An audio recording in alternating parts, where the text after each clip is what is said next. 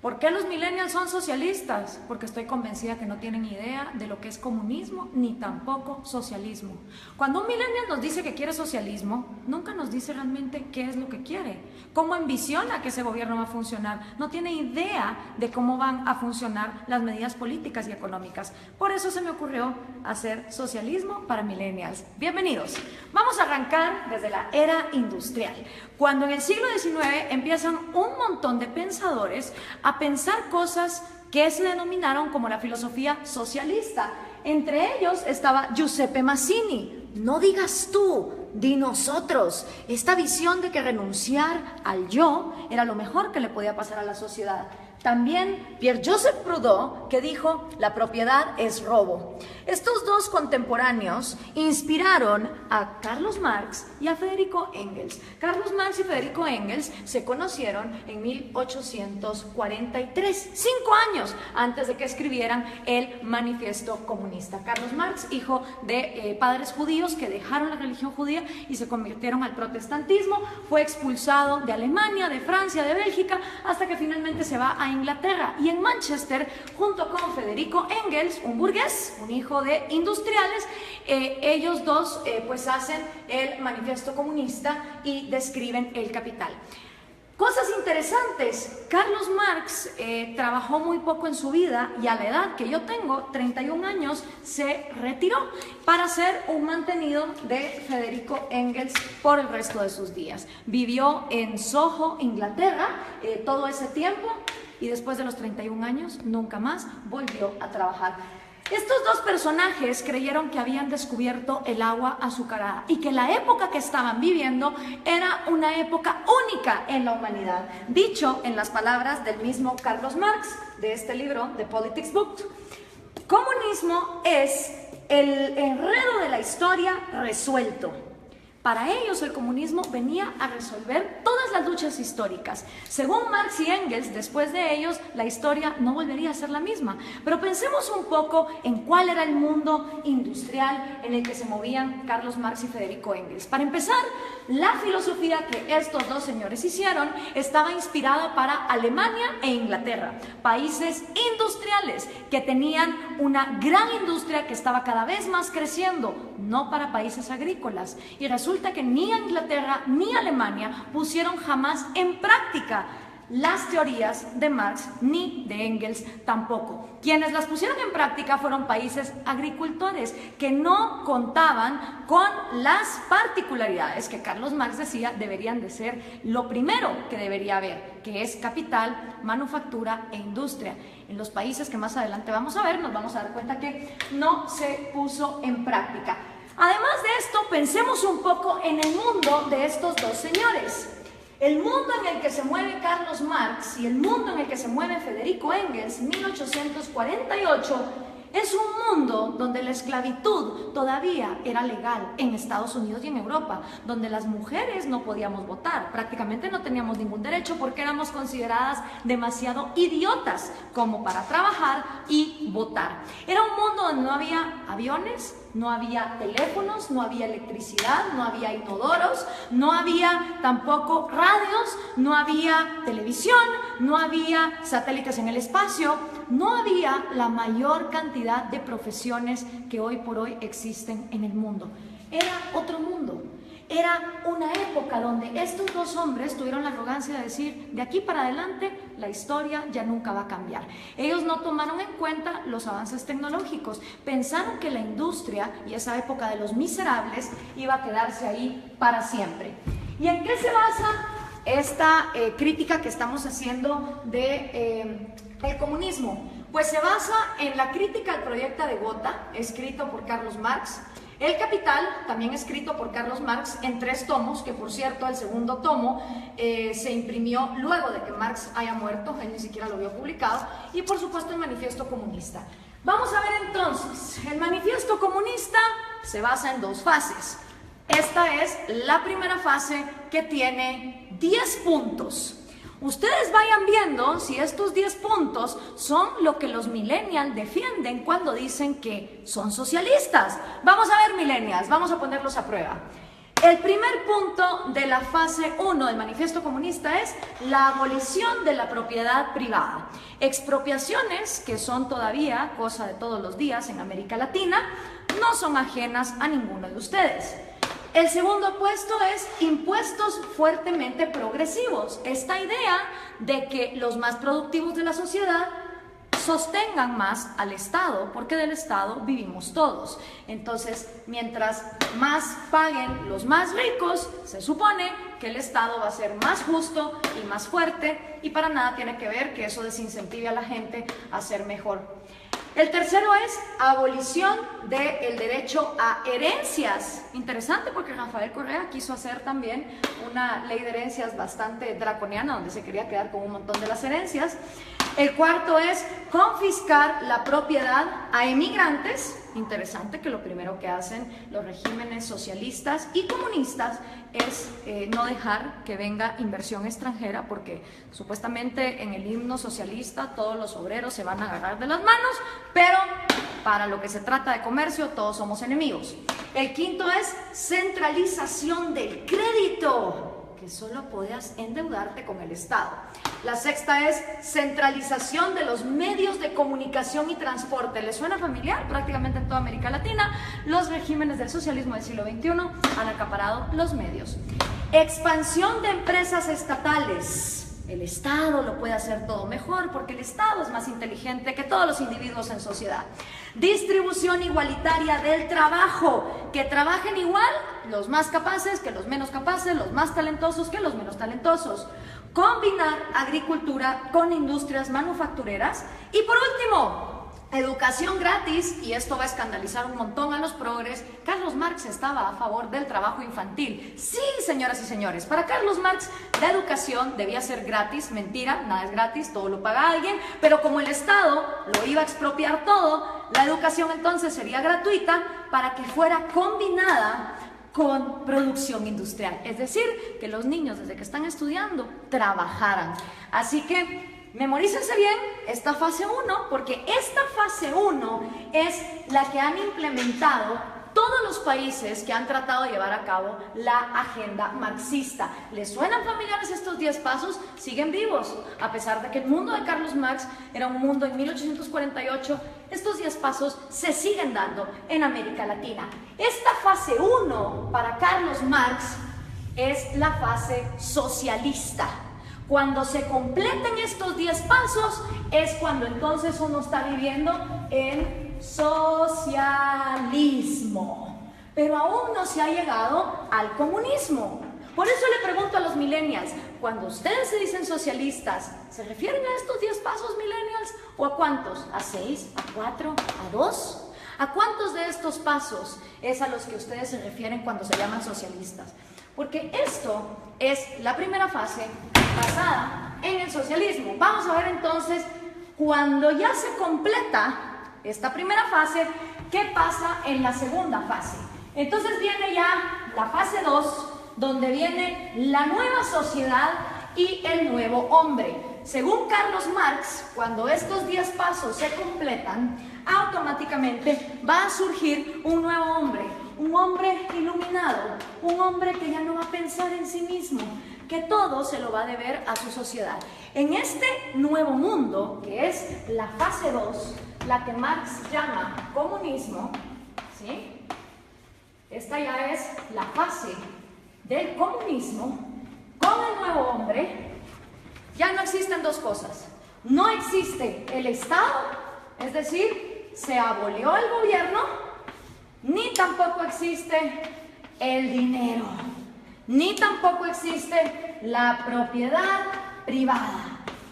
Estas tres cosas son las que dejan de existir en la fase 2, que es la fase del comunismo, con un nuevo hombre, un hombre iluminado, un hombre que ya no piensa en sí mismo.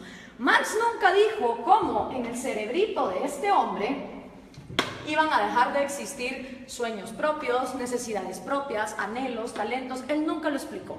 Para él, de manera mágica, después de que la fase 1 fuera completada, se pasaba automáticamente a la fase 2, donde este hombre nuevo iba a trabajar a la par de hombres más mediocres y menos talentosos, pero siempre recibiendo lo mismo. ¿Y cómo iba a funcionar la distribución de productos. Bueno, pues iba a haber un gran almacén y en este almacén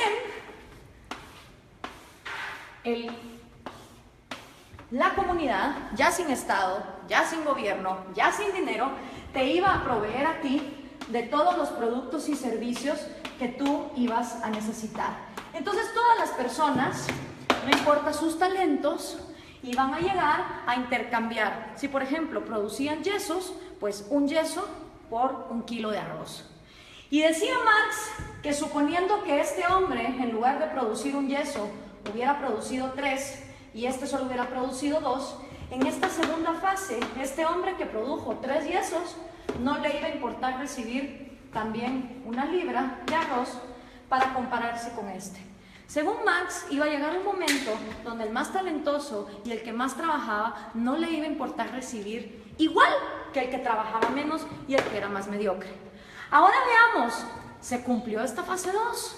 ¿O qué es lo que ha pasado en la historia de la humanidad con la gente que ha llevado a cabo la agenda marxista? Bueno, pues los primeros que trataron de llevar a cabo la agenda marxista fueron Trotsky, Stalin y Lenin. 70 años después del manifiesto comunista, ellos son los primeros en poner en práctica la teoría marxista, cuando en 1918 deciden cortarle la cabeza a los sanguinarios explotadores, y de verdad que lo eran, de la dinastía Romanov, que era la monarquía que imperaba en Rusia.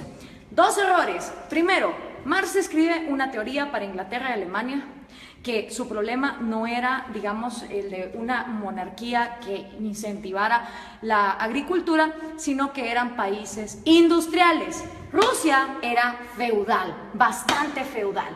Estas 3 personas entonces ponen los primeros 10 pasos de Carlos Marx en marcha y llegaron a la fase 2, llegaron a este gran almacén. Realmente no. Ni se abolió la propiedad privada, ni se abolió el dinero, y el Estado, en lugar de aniquilarse, se fue volviendo más y más grande hasta volverse totalitario. ¿Y entonces qué pasó? En toda Unión Soviética se desplegaron los gulags. Cada uno de esos puntitos rojos que ustedes ven ahí son los gulags, los campos forzados de trabajo. Claro, desgraciadamente en esa época no había Twitter, no había Facebook, no había Instagram, entonces era muy difícil tener récords de las atrocidades y las violaciones a los derechos humanos que se daban en estos campos de concentración en condiciones de temperatura bastante salvajes y teniendo a la gente hasta lo último en el punto de inanición. Y para darles un ejemplo concreto, aquí hay una foto del Gulag de Ucrania, que era una parte fundamental para el sustento económico del Imperio Soviético, ya que producía 80% del carbón, 85% del hierro y el 70% de los metales. ¿No les suena familiar Venezuela? A ustedes que con el petróleo los tienen similar así. Después de la Unión Soviética, y que ojo, nunca se llegó a la fase 2 de comunismo, podemos decir entonces que lo único que hubo en Rusia fue socialismo, porque nunca se llegó a la fase 2.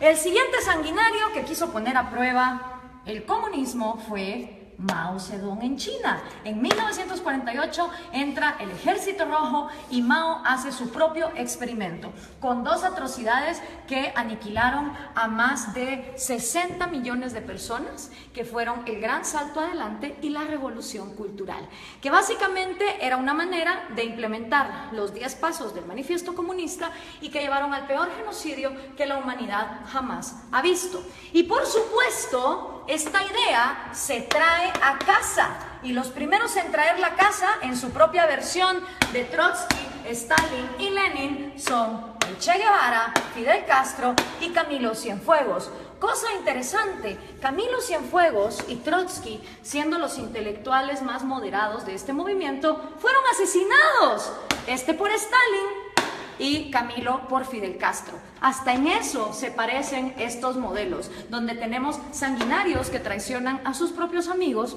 cuando no se vuelven tan pues crueles y dictadores como ellos. Ahora veamos la línea. Entra Fidel Castro a Cuba y obviamente Fidel Castro sigue influyendo en la región. Aquí lo tenemos con Evo Morales y con Hugo Chávez, que traen el refrito, el socialismo del siglo XXI. La misma idea, los mismos 10 pasos, la misma utopía, llegar al gran almacén donde hasta el talentoso iba a renunciar por el mediocre. Y esto se sigue pasando. Aquí está Hugo Chávez con Kirchner, Néstor Kirchner y con Lula da Silva. Y por supuesto sus nuevos reciclados, Dilma Rousseff, que acaba de ser destituida, Mujica, Cristina Kirchner con Hugo Chávez. Si podemos ver, la línea es directa, las ideas son las mismas, es la misma receta y el resultado es el mismo. Entonces, ¿por qué los millennials insisten en ser socialistas? No me cabe la menor duda que es porque no conocen su historia, no tienen idea de lo que significa el socialismo, ni tampoco tienen idea de que el comunismo llega hasta una fase 2 que nunca antes se ha dado. Veamos algunos resultados por acá. Tenemos la cantidad de muertos que el comunismo ha producido. En la Unión Soviética 20 millones, en China 65 millones, en Vietnam 1 millón. En Corea del Norte se calcula, porque obviamente no se sabe, 2 millones, en Camboya otros 2, en Europa del Este 1 millón, en Latinoamérica 150.000, en África 1.7, en Afganistán 1.5, para llegar a 94.3 millones, según los datos estadísticos de los mismos gobiernos. ¿Y quiénes han intentado el proyecto comunista? Nada más y nada menos que la mitad del territorio del mundo. Entre los países que han intentado el proyecto comunista están la Unión Soviética, Ucrania, Bielorrusia, Azerbaiyán, Georgia, Turkmenistán, Uzbekistán, Armenia, Kazajistán, Kirguistán, Letonia, Lituania, Moldovia, Estonia, China, Vietnam, Laos, Alemania Oriental, obviamente. Está también Hungría, Checoslovaquia, Rumania, Yugoslavia, Albania, Bulgaria, Corea del Norte, Cuba, Camboya, Etiopía, Angola, Mozambique, Nicaragua, Afganistán y por supuesto Venezuela, si tomamos en cuenta lo que se ha llevado a cabo. ¿Cuáles son tus probabilidades de toparte con el comunismo? Son increíbles. Imagínate que vos podés tener antepasados de Hungría o antepasados de Cuba y vivir en Guatemala y te vas a haber topado con el comunismo. Las probabilidades de que un ser humano se haya topado con el comunismo, una historia comunista, son de 1 en 2. Porque como les explicaba, de todo el mundo, la mitad del territorio de la humanidad ha intentado este experimento. Y el resultado no ha sido esa fase 2, no ha sido esa panacea de ese hombre iluminado, ese hombre que deja de pensar en sí mismo para solo pensar en los demás. El resultado ha sido lo que George Orwell nos describió hace tanto tiempo en La rebelión en la granja. Los humanos en el poder se vuelven los cerdos y para los cerdos hay todo, mientras que para el resto de animales no hay nada. En lugar de llegar a la fase 2, se llega a un lugar donde la burguesía son los nuevos, ya sean los Stalin, ya sean los Mao, ya sean los Castro, ya sean los Morales o los Chávez. Solo ellos se vuelven la burguesía, solo ellos se vuelven la élite, a costa de que todos los demás estén bien jodidos. Pero, ¿dónde se ha vivido comunismo? ¿Dónde ha habido igualdad? Pues miren, un lugar en el planeta donde hubo igualdad de miseria fue en los campos de concentración de Alemania. Porque ahí, como ustedes se pueden dar cuenta, todos eran iguales de miserables. Obviamente ahí no había propiedad privada, no había dinero, era la panacea. Y Viktor Frankl, que no se lo contaron, él lo vivió, él estuvo en un campo de concentración, uno de los psicólogos más reconocidos del siglo XX, hizo un llamado muy interesante. Everything can be taken from a man. Cualquier cosa puede ser tomada de un hombre, excepto por una. La última de las libertades del hombre. Exigir la actitud que uno va a tener en cualquier set de circunstancias para escoger uno su propio destino. Quiero hacer énfasis en esta frase porque lo que está aquí diciendo Viktor Frankl es que la mayor libertad del hombre reside que aunque esté en estas condiciones, uno va a decidir con qué actitud va a enfrentarse a la vida. Pero ¿qué podía saber Carlos Marx de estas cosas? Regresemos a 1848, ni siquiera Freud, con su psicoanálisis, que ya está bastante desprestigiado, había empezado sus estudios. Tampoco Darwin. Se creía que la histeria de las mujeres se podía quitar con electroshock. La psicología estaba en pañales. ¿Qué sabía Carlos Marx del cerebro humano? ¿Qué podía saber Carlos Marx acerca de un hombre nuevo que tuviera en su cerebro la capacidad de dejar de pensar en sí mismo? Hablemos entonces de sus predicciones, que fueron completamente nefastas. La primera predicción de Marx: va a haber más países comunistas que no comunistas. No se cumplió. Hoy hay más países excomunistas que actualmente comunistas. La segunda predicción de Marx: la máquina va a acabar con el proletario y el proletario va a vivir en la miseria. Tampoco se cumplió. Hoy por hoy, en el siglo XXI, existen muchas más profesiones y muchos más puestos de trabajo, tomando en cuenta que las mujeres ya podemos votar y ya podemos trabajar, que las que existían en su época, con lo cual su segunda predicción tampoco se cumplió. Hoy por hoy, de cada 7 personas vivas, 6 ya no viven con $1 al día, como era en la época de Marx, donde había mayor pobreza igualitaria. Y otra también de las predicciones de Marx es que el comunismo, en donde fuera implementado, iba a pasar a la fase 2. Y esa tampoco se cumplió. Ninguno de los experimentos comunistas han llegado jamás a la fase 2. Nunca abolen ni la propiedad privada para los gobernantes, obviamente para todos los demás sí. Nunca se abole tampoco el dinero, ni mucho menos la propiedad privada. Pero aparte de Viktor Frankl, que escribió ese excelente libro de El hombre en busca del sentido, hoy por hoy tenemos excelentes referentes de la psicología evolutiva y la neurociencia que nos pueden explicar cómo de hecho nuestro cerebro no está diseñado para el comunismo. Uno de ellos es David Boss. Él es PhD, profesor de Harvard, de la Universidad de Michigan, de la Universidad de Texas, y ha escrito 7 libros de psicología evolutiva, incluyendo este. No son personas que te lo digan por fe, como te lo dijo Marx, y que solo lo dejó escrito, cómo iba a ser ese cambio en la psicología humana. Son personas que han estudiado la evolución, la genética de la vida, y que entienden cómo funciona el cerebro humano. Y una de las frases de David Boss es: no existe un agente autónomo con intereses llamado sociedad. Esto es una imposibilidad lógica. Sociedad como tal no piensa, no come, no llora, no tiene intereses. La sociedad no es más que el cúmulo de cada individuo. Y somos los individuos y nuestros derechos fundamentales los que realmente existimos en la realidad.